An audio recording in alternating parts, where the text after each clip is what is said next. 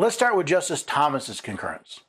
A nonprofit organization is entitled to an exemption from Wisconsin's unemployment insurance tax on employers if it is controlled by a church and operated primarily for religious purposes. The Wisconsin Supreme Court concluded that Catholic Charities Bureau and its entities are not such organizations, reasoning in two steps. This is Justice Thomas's style. Break the argument down, then investigate them one by one. First, the court held that the relevant organization is Catholic Charities and each of its sub-entities, not the broader Catholic Diocese of Superior, of which it is a part. What's in a name? Is a Catholic charity, even one directed by the Catholic Diocese, still controlled by the Catholic Church and thereby religious?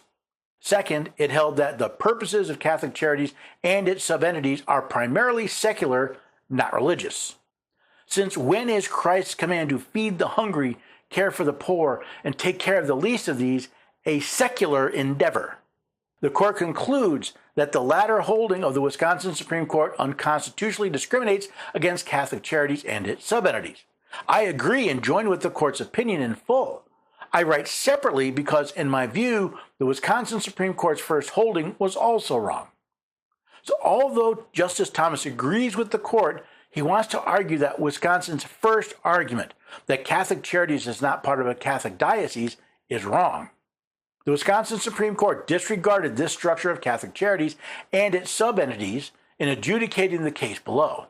The court acknowledged Catholic Charities' status as an arm of the Diocese of Superior, subject to the bishop's control.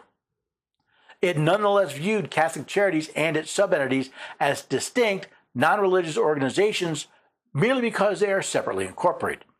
Justice Thomas points out that even though the court acknowledged that Catholic Charities was an arm of the diocese, they claimed it was a distinct entity. Now, it went further, claiming that this arm of the church, overseen by a bishop of the church, was a non-religious organization. By failing to defer to the Bishop of Superior's religious view that Catholic Charities and its sub-entities are an arm of the diocese, the Wisconsin Supreme Court violated the church autonomy doctrine. Notice that Justice Thomas doesn't claim that the Wisconsin Supreme Court violated the law, but the court's doctrine. This leads to the conclusion Justice Thomas came to. The court correctly holds that Catholic Charities and its sub-entities have suffered unconstitutional religious discrimination, even on the assumption that those entities should be considered in isolation. I would reverse for an additional reason. The Wisconsin Supreme Court violated the church autonomy doctrine.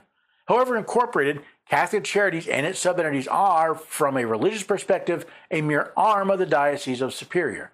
The Wisconsin Supreme Court should have deferred to that understanding, and its failure to do so amounted to an unlawful attempt by the state to redefine the diocese's internal governance. So Justice Thomas thinks the violation of a court doctrine, not a law or even a court order, is an additional reason why the Wisconsin Supreme Court violated the rights of Catholic Charities.